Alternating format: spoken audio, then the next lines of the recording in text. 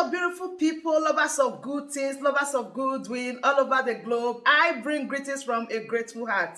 Good morning, good afternoon, and good evening, depending on your time zone.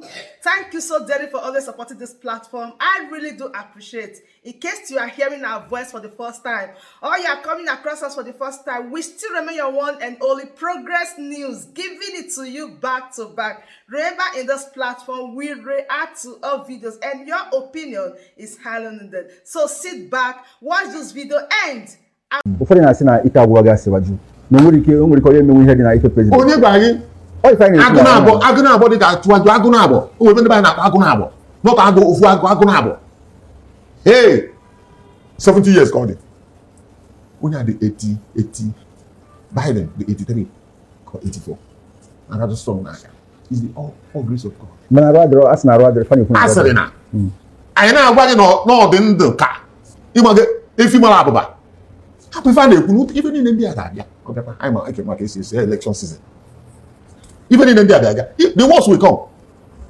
but only the onye nwe ife ndị a na-akpọ onye na-ebu okiti the hero ma n'Igbo land enwe mmọnwụ a na-akpọ Ijere masquerade is the biggest masquerade in Igbo land ọ na-apụta na ọgberi ha ọ na-apụta ndị obere mmọnwụ na-ebi kọntị ka na-agba egwu Ijere pụta ha gbasasịa ihe a na-akpọtụ ndị Igbo na-azọ na fachọ ịbụ onye isi ala Naịjirịa na bido na 2023 orugokwa unu ntị ọ na-akwado ije ije ọgụ ya akwado n'afọ m ife a gboo na-eti mkpu kwaje n'ụlọ na nne m na nne ube m ọgụ ị ga-achị ọchịchị ọwụrụ sọsọ ndị Igbo ga-evotu gị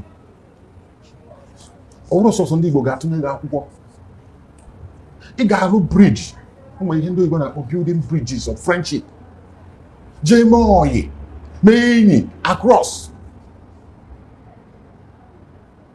jee n'ugwu Hausa jee na Yoruba land jee na South rụọ ụlọ friendship na nsogbu akpọ ụlọ enyi ị na-agwa ha sị na-ekwu na anya na since ọgụ ji wee bi na anyị chịrị obodo a 50 years ago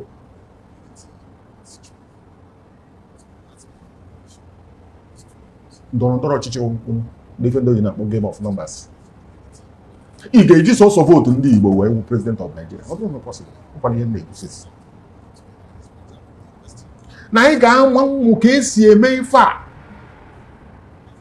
ka esi adọ ndọrọndọrọ ọchịchị na ọ bụrụ egwu ụmụazị ọ bụrụ ịkpa asị ọ bụrụ ịkpọ iyi ọ bụrụ ịnọrụ na be gị na n'obere akụkụ ị na-eme mkpọtụ na-akpọ iyi na-arụ arụmanụ dị iche iche na-egbu polisi ndị na-ekwezi okwukwe ije mụnye befe ọkụ jọrade ụlọ president general ọhaneze amụnyere ọkụ prọfesọ nwoke na-eje 8 gafego 8 butu everything owotu ka ga-esi nwunye ga-enye gị anya n'iru iji mma jide egbe ị chọrọ ọyị ị chọrọ enyeke ị na-achọ dịrị hapụgoro ndị a mana ikwukwu okwu ọchịchị anwa ndị mba anyị kwa nwere ndị na-like anyị na ndị na ụmụahị ha na-ebirikwa briji nwunye na-ekwu ha na-agakwa na-emekwa enyi na-agakwa ọ na ndị ezuro afụbụ ha ịmakwa na-akpọ ịrụ ime enyi iche na ya ife tata ọbụkwa ife tata ọbụkwa na-ebido nyaahụ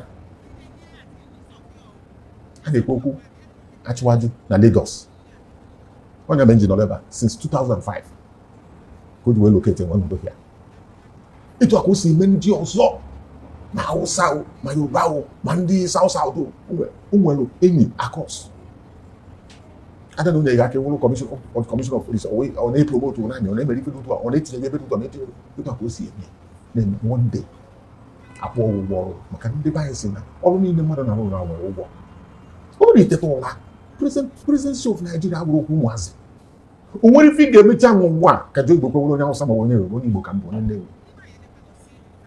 kama na afụ na-ekwuwo ọ na-egbu okenye ekwue na anụwo ọ na-egbu nwatakịrị onye mgbe okenye aka nọ na-ewu amụ n'ọmụ I'm 60 plus so na-ekwu asa na elder tara na ma afụgo egbe na manya mfu ife ịma na ihe anụnwa na-eme nke anyị na-ekwu maka ụmụaka na-egbusi mmadụ ọ na Naịjirịa na-eke ọ dị ndị na-eme ebe a na-abịa asịrị na ndị na-kidnap mmadụ na-egbusi mmadụ n'ugwu asụ ma enwe asịrị na ha na-eme ndị bandits na-achọ ha ga-eri afọ ndị asị trade ma nke a na-ekwu na be anyị proper secession na ha chọrọsị ndị mmadụ ha sị na-adị emete ha ọfụma na a na-akpapụ ha n'akụkụ na ekwerọ ka ha bụrụ ndị onye isi obodo na Naịjirịa. A na-agwa gị na play na ifenu ị na play na the game the politics dị na ya persuasion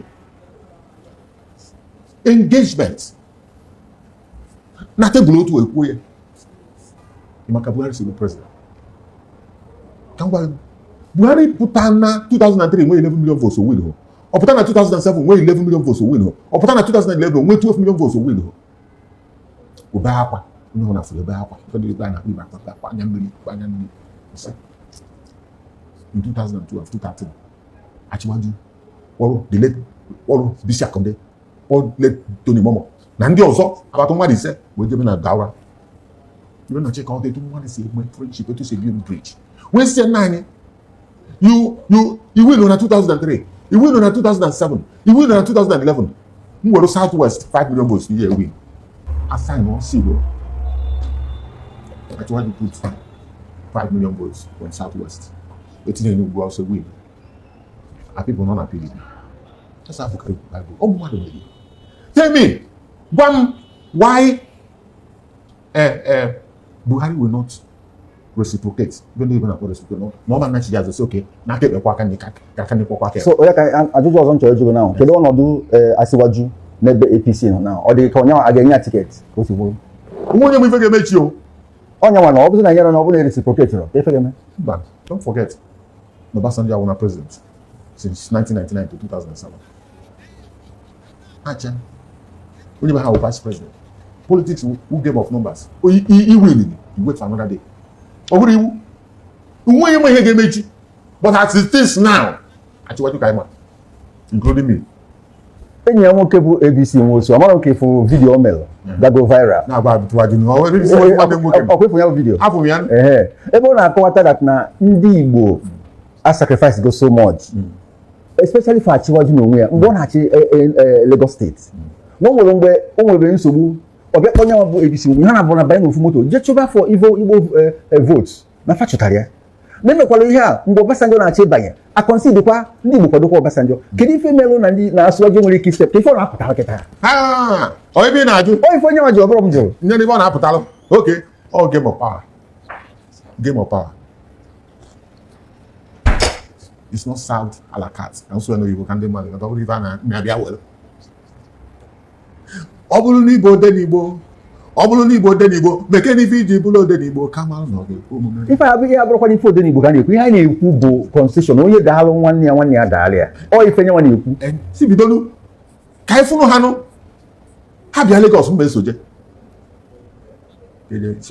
nwoke ife mere respect ndị baya na-eme ode n'Igbo a na-anọ n'ụlọ ode n'Igbo ebe eji akpa ode n'Igbo ụmụvuo ibe anọ na-akọ na be gị na-ekwu binye ije okay ife ABC Nwosu ifuru ndị Yoruba na-ekwu ịnụrụ ndị Yoruba na-ekwu na asị ndị East ife anotego a na-ekwu etu Abiola si win election and we stood si a ga-enye election o win a ga-enye ọchịchị ọ ya ka ABC na-ekwu mba nọ when they have win election it's not enough to see that a vote anyị achị ọka ndị ọzọ so it's a game of numbers bro.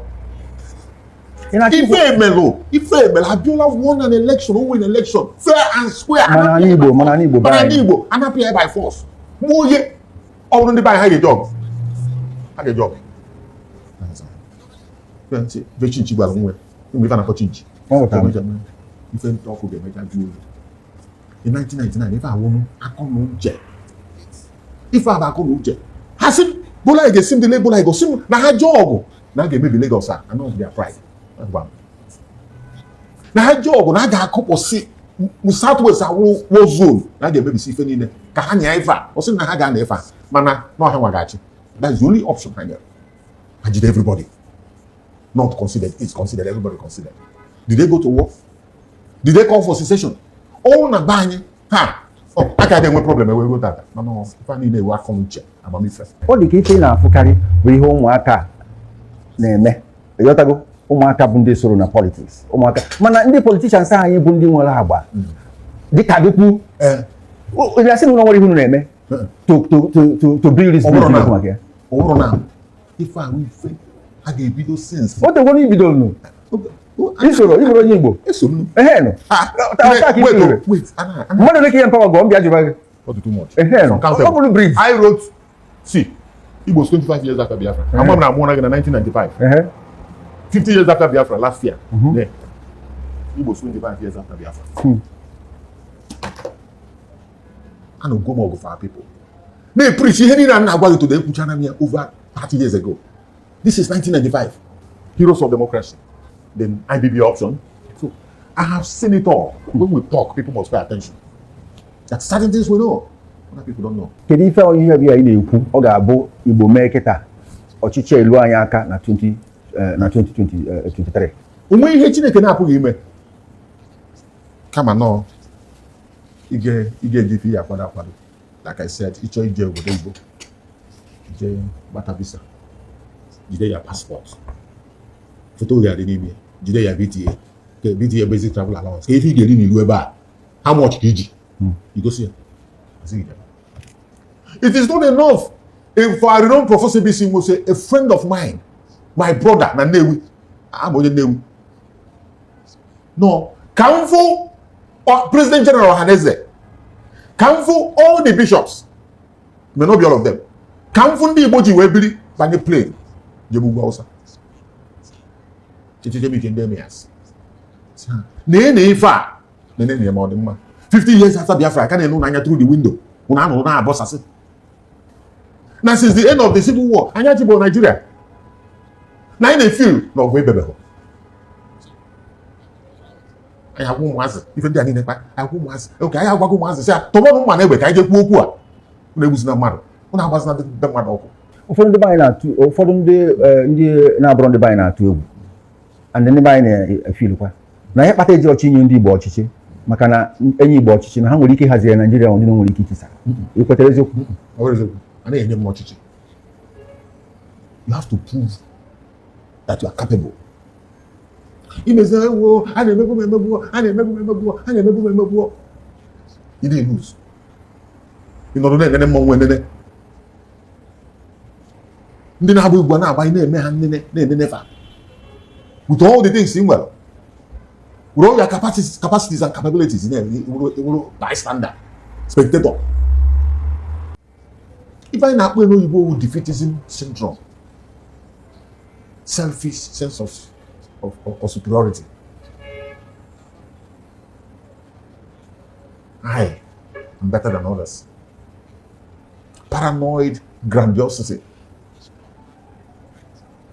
You know, we have to come out and